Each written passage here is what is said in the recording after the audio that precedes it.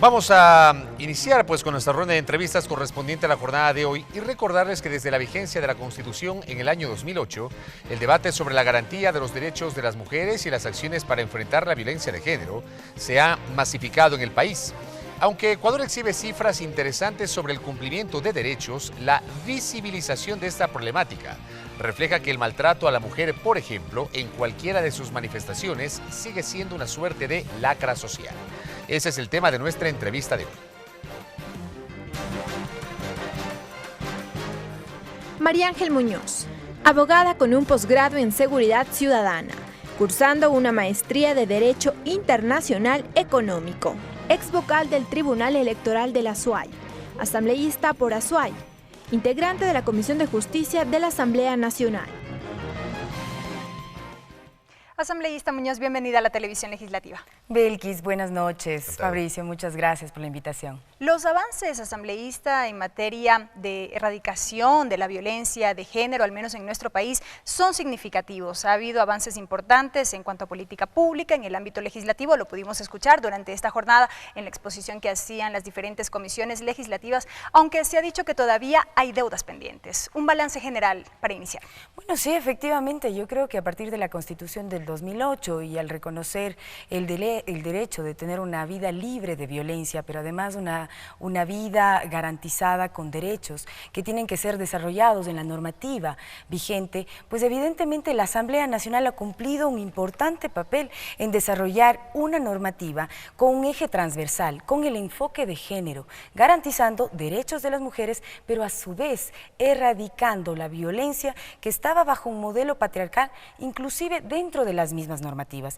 Por ejemplo, el día de hoy tuvimos una grata sorpresa y una grata experiencia, porque cada una de las comisiones legislativas pudo informar cuáles son los avances legislativos que en materia de derechos de mujeres y además de la erradicación de la violencia de género se ha podido aprobar hasta el día de hoy.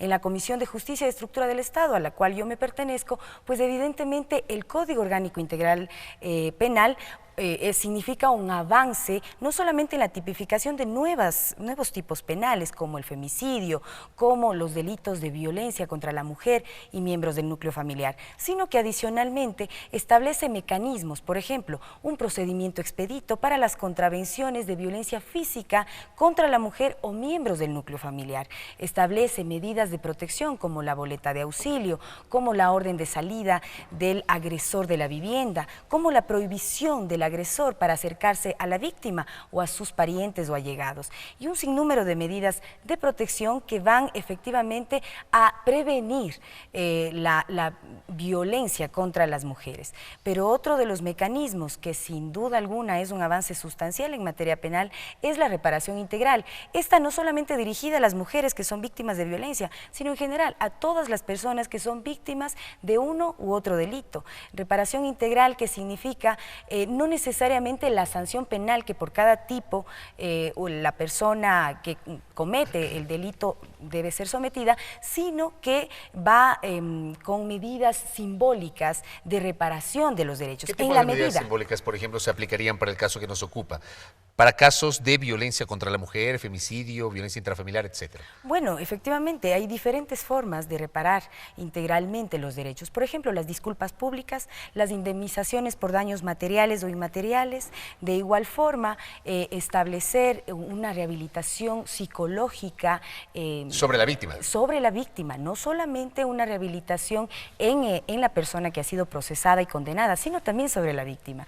Entonces, todo este proceso, sin duda alguna, trae nuevos retos para el sistema de justicia y para las instituciones, como por ejemplo el mismo Ministerio de Justicia, que ha encaminado a nivel nacional un Plan Nacional de Erradicación de Violencia, que conjuntamente con otras funciones del Estado, entre ellas la legislativa, está creando una mesa de coordinación en cada una de las provincias. Por ejemplo, hace pocas semanas constituimos la mesa provincial del Plan Nacional de Erradicación Erradicación de Violencia en el Azuay, donde está el Consejo de la Judicatura, la Fiscalía, la Defensoría Pública, la Asamblea, pero también están convocados los gobiernos autónomos descentralizados, también están convocadas las organizaciones de defensa de los derechos de las mujeres. Entonces ahí se va a territorializar el plan nacional, pero además se va a vigilar casos emblemáticos para que no queden en la impunidad, porque muchas veces podemos aprobar maravillosas leyes que no se pueden estar llevando a efecto y no se pueden estar aplicando como es debido.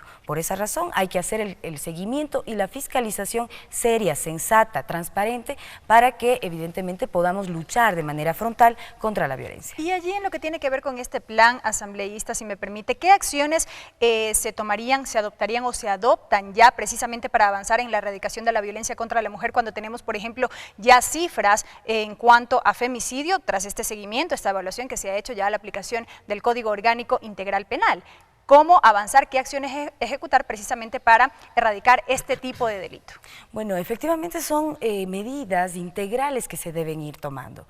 Una de ellas, por ejemplo, en la Administración de Justicia, necesitamos jueces, fiscales especializados, conscientes de los derechos de las mujeres, que realmente cumplan su labor desde la Administración de Justicia, desde la Fiscalía también, con un enfoque de género, porque mal haríamos tener una justicia, por ejemplo, que maneje una ley totalmente progresista, sin embargo tengan una visión machista del tema. Ahí evidentemente la víctima se va a revictimizar y posiblemente queden los casos en impunidad. Por supuesto, la prevención está en una serie de medidas comunicacionales, educativas. Por esta razón es importante interactuar entre diferentes instituciones del Estado, no solamente públicas, sino también privadas. Ahí están los medios de comunicación. Cuán importante es la comunicación que se difunde y el material de comunicación e información que se difunde. Son los niños, son los jóvenes, son las mujeres, son los hombres, son todos los ciudadanos los que tienen acceso de una u otra manera a un medio de comunicación. Si a través de ese medio de comunicación se vuelven a repetir prácticas de violencia o discriminación contra las mujeres o sobre diferentes sectores ciudadanos, por supuesto que eso va a haber una réplica en la sociedad. Pero eso sigue ocurriendo. Cuando uno, por ejemplo, ve la oferta televisiva, más allá de que, claro, la ley de comunicación establece, por ejemplo, las franjas horarias, de 6 de la mañana a 18 horas, la franja familiar, que es la franja A. Luego, de 18 a 22 horas, que es la franja bajo la supervisión de personas adultas, y luego de las 22 horas, la franja adulta. Pero, digamos, también hay en el hogar familias enteras que después de las 6 de la tarde ven pues la oferta de varios canales de televisión y todavía se puede advertir aquello que usted señala, programas en donde hay revictimización de la mujer, agresiones contra la mujer, maltrato a la comunidad LGBTI, maltrato al afroecuatoriano, al indígena, al montubio, al cholo, etcétera. Sigue ocurriendo eso más allá de que la ley establece lo contrario. Bueno, yo creo por mencionar un caso. Sí, y no le voy a negar, yo creo que han habido avances. Por supuesto, también ha dependido de los canales de televisión o de los medios. La prensa, por ejemplo, ya no puede publicar y ya no se ve, evidentemente, las primeras planas con imágenes de la mujer utilizadas exclusivamente como objeto, lamentablemente hay que decirlo así.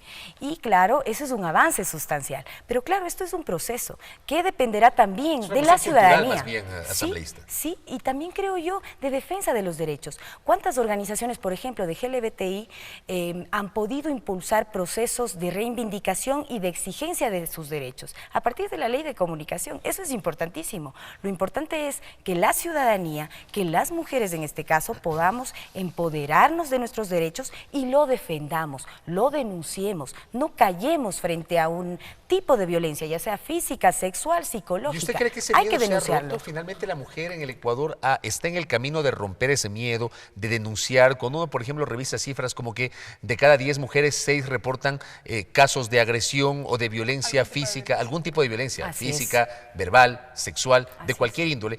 Sigue siendo una cifra alta que supera, estamos hablando del 60% de un universo de 10 mujeres en este caso. ¿La mujer está denunciando? ¿La mujer ecuatoriana se ha empoderado de estas herramientas y está denunciando? Yo creo que sí. Y esos datos que usted evidentemente los da a conocer son del 2010. Ahora en el presupuesto general del Estado aprobamos, digamos, el direccionamiento de una parte del presupuesto para realizar una nueva encuesta e identificar si la violencia se ha incrementado y además además sí las denuncias se han incrementado, porque en la encuesta del 2010 que realizó el INEC sobre la violencia contra la mujer, el Azuay es una de las provincias que más altos índices tiene de denuncias. Pero claro, esto no necesariamente tiene que ver con que exista mayor violencia, sino que existe más bien mayor acceso y también existen mujeres que la denuncian, la violencia cualquiera sea la forma de violencia. Entonces es importante determinar estos estándares, estos indicadores que nos van a ir ubicando si las políticas de prevención, de erradicación, de sanción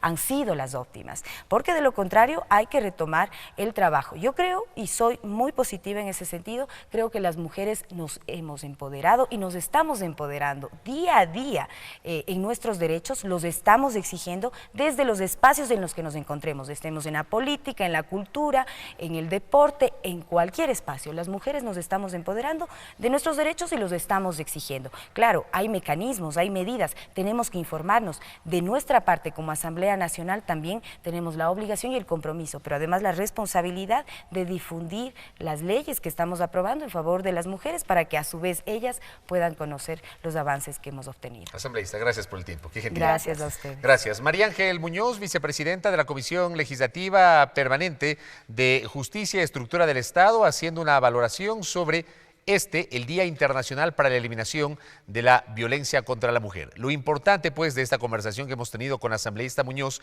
y de este primer bloque de noticias vinculadas a esta jornada es que lo que se debate no se quede solamente en el papel, sino que se traslade a política pública y, por cierto, a la aplicación de las normas, de las herramientas legales que están en vigencia.